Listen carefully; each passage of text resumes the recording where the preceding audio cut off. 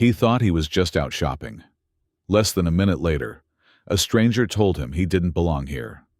The grocery store bustled with the usual afternoon crowd. Carts rolling over polished tiles. Quiet conversations drifting between aisles. The rhythmic beep of checkout scanners filling the air. Fluorescent lights buzzed faintly overhead. Marcus moved effortlessly, one hand scrolling through his phone, while the other reached for a bag of oranges. His mind was elsewhere, focused on a text from his sister reminding him to pick up juice. He barely noticed the people around him. Then, something shifted. The hum of the store seemed to falter, if only for a second. A pause too slight for most to register, but he felt it. A presence, a stare, the kind he had known his whole life. And then came the words, loud, measured, unmistakable. "You people don't belong here." The grocery store carried on in its usual rhythm. Shoppers maneuvering carts through narrow aisles, the soft rustle of plastic produce bags, the intermittent beep of checkout scanners. Overhead, fluorescent lights cast a clinical glow over neatly arranged displays of fruit and vegetables. Marcus stood near the oranges, his grip relaxed around the handle of his basket. His phone rested in his other hand, the screen glowing as he skimmed a text from his sister. "Don't forget the juice, and no pulp this time." He exhaled a quiet chuckle, shaking his head. His fingers brushed over the oranges, testing their weight before selecting a few. His movements were methodical, unhurried. But someone was watching. A few feet away, Linda clutched the handle of her cart with both hands, her expression pinched. She had been standing there longer than necessary, her shopping momentarily forgotten. She wasn't focused on the apples in front of her. Her gaze was locked onto Marcus, her lips pressed into a thin, disapproving line. "They're everywhere these days." The words were muttered, barely above a whisper. Not meant for him, not directly, but meant to be heard. Marcus paused mid-scroll, his grip tightening around his phone. A flicker of something passed over his face, brief but unmistakable. He didn't turn toward her. Instead, he dropped another orange into his basket, his posture unwavering. Linda adjusted the strap of her purse, shifting her weight as though bracing herself. "Used to be a nice place," she said, louder now. "Now it's just not the same anymore." The space between them felt smaller. A young employee stacking bananas hesitated, glancing in their direction before quickly returning to his work. A mother in the adjacent aisle steered her cart a little farther away. Her child's laughter suddenly hushed. Marcus exhaled slowly through his nose, the familiar weight of these moments settling over him. He had choices. He always did. Linda, sensing his silence as permission to continue, tilted her head. "Maybe you should go back to where you came from." The air between them went still. Marcus lowered his phone into his pocket. He placed the last orange into his basket with deliberate care. Then, finally, he turned to face her. He didn't blink. "That's so." Marcus slowly lifted his head, his eyes steady and calm as he met the woman's gaze. "What did you just say?" he asked, his voice measured, free of anger, yet carrying quiet authority. The older woman, Linda, stepped deliberately closer, her arms folded tightly across her chest. Her posture spoke louder than words, defiant, confrontational, daring Marcus to challenge her. She raised her chin slightly, eyes narrowing as if sizing him up. "I said," she repeated clearly, voice sharp enough to echo off the shelves around them, "you don't belong here. If you were smart, you'd go back to Africa where you came from." Her words sliced through the quiet murmur of the supermarket like shattered glass. The gentle beeping of checkout scanners momentarily slowed, as if even the cashiers felt the tension. Nearby shoppers paused, some pretending to scan labels or compare prices, but their movements became stilted, hesitant. It was clear their attention was no longer on shopping.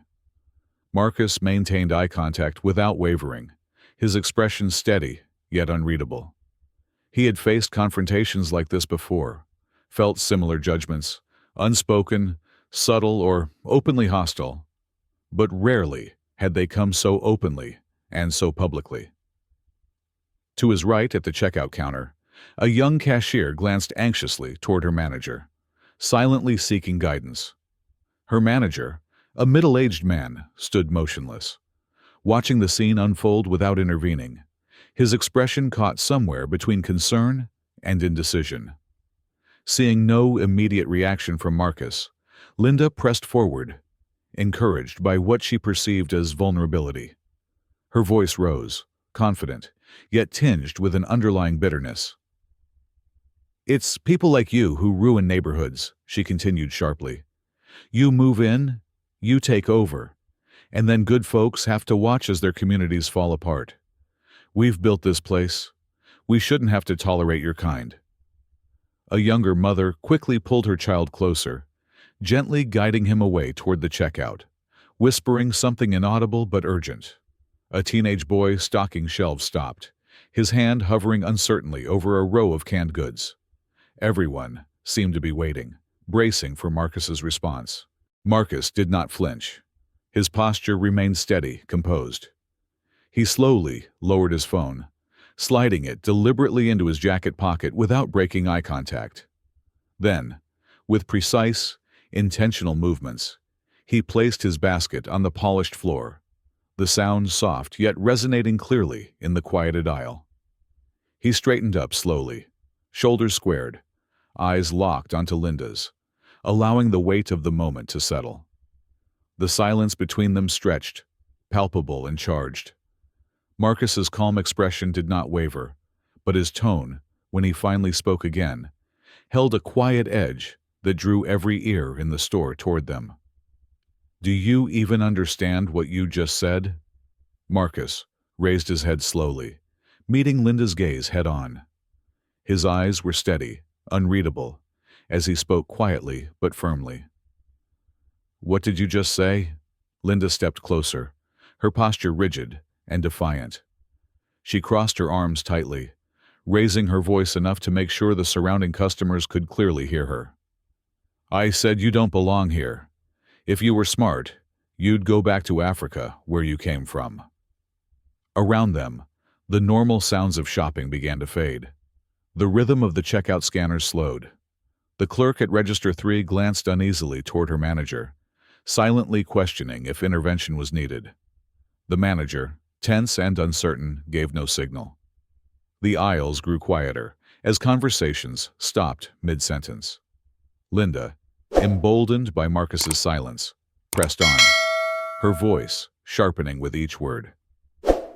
"That's exactly the problem nowadays. You and your kind move into decent neighborhoods and drag everything down. Pretty soon there'll be nowhere left that's clean, safe, and respectable." Nearby, a mother gently guided her child away from the scene, whispering softly but urgently. An elderly man holding a carton of milk set it back on the shelf, shifting his weight nervously as he watched. Marcus remained calm. He didn't shout. He didn't look away. Instead, he slowly lowered his phone, deliberately placing it into his pocket. His voice, when he spoke again, remained even and composed, yet resonated with unmistakable strength. "Let's talk about belonging then," Marcus began quietly, stepping forward just enough to force Linda's bravado back a notch. "My great-grandfather was born right here, in this very city. Lived his entire life working fields he could never own. Sweated on land he could never call his own. Built wealth he'd never see." Linda's eyes narrowed slightly, but she said nothing. Marcus continued without waiting, not raising his voice, but ensuring every word reached clearly to those now openly listening. "My grandfather served this country in World War II. He fought for freedom overseas, only to come home and be told he couldn't share a meal with the men he had just fought alongside. He wore the uniform proudly, yet was treated as if he didn't deserve it." Nearby, a young woman quietly set down a loaf of bread she had been holding, her gaze locked intently on Marcus. Another shopper edged closer, drawn to the intensity unfolding. My father, Marcus continued, his tone unwavering, was the type of man who'd pull over to help strangers, people exactly like you, when their car broke down. He never asked who belonged or didn't belong. He helped because it was right. That's what I was raised to believe. Linda opened her mouth, ready to interrupt, but Marcus took another careful step forward, silencing her with a look that was calm yet piercing. You talk about belonging like it's something you decide. But my family has belonged to this land for generations, long before you arrived in this neighborhood, long before you ever thought you could decide who belongs here. Linda's confidence visibly cracked, her arms tightening around herself as she glanced anxiously around for support. She found none, only silent stares from the customers who'd gathered to witness this confrontation. Marcus held her gaze, refusing to allow her the comfort of looking away. He paused deliberately, making sure every ear in the store was fully focused on his next words. You know who else fought in that same war? Marcus asked softly, the quiet strength in his voice forcing Linda to meet his eyes again. He waited exactly long enough for discomfort to flicker across her face before delivering his next line. A quiet, cutting revelation. Your husband did, Linda. Did you forget that? Linda shifted uneasily, her eyes darting around the store. She searched the faces around her for someone, anyone, to step in, agree with her, say something in her defense. But every expression she saw was either blank or quietly critical.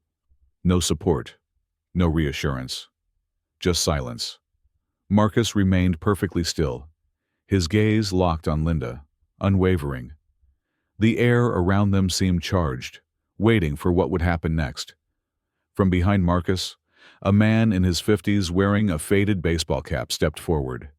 He adjusted the cap slightly, clearing his throat. His voice, though calm, carried clearly through the store. He's right, you know, he said quietly, directing his words straight at Linda. We all need to be better than this. Linda turned abruptly, startled by his intervention. Her eyes narrowed, confusion creeping across her face. What? She asked, voice thin and defensive. The man shrugged simply, his eyes firm yet calm. My grandfather fought overseas too, ma'am. He didn't risk his life so we could pick and choose who belongs. Several shoppers murmured softly, nodding in quiet agreement. Near the bakery aisle, an elderly woman stepped forward, leaning gently against her cart. Her voice was gentle yet clear. My father also fought in that war, she said softly. He taught me to judge people by their character, not their color. We're better than this. Linda shifted her weight uncomfortably. Her eyes darted around the store again, increasingly desperate. She had clearly expected support, or at least silent agreement, but the faces that met hers offered neither. Marcus still didn't move, allowing the weight of these strangers' words to amplify the moment. He simply watched as Linda's composure crumbled piece by piece. She turned her head slowly, searching the aisle again, perhaps hoping for a friendly face. But now, even those who had looked away earlier stood still, watching, quietly waiting. Linda's mouth opened once more, her lips trembling, but no words came out. The confidence she'd carried minutes earlier had completely vanished, replaced now by embarrassment and uncertainty. Her eyes were wide, searching desperately for an exit. Slowly, stiffly, she pushed her cart forward. Her movements were awkward, mechanical, as if her body was no longer hers to control. The squeaking of her cart's wheels seemed overly loud in the tense silence, echoing slightly against the polished tile floor. Customers stepped aside quietly, creating a path for her as she moved toward the exit, no one saying a word. Marcus watched Linda leave, never breaking his silence. Even after she disappeared through the automatic doors, he continued looking at the place where she'd been standing, allowing the crowd's tension to linger just a little longer. Then, slowly, He turned toward the crowd still standing quietly around him. They looked at Marcus, waiting to hear what he'd say next. Marcus paused, allowing the silence to hold, to deepen the moment.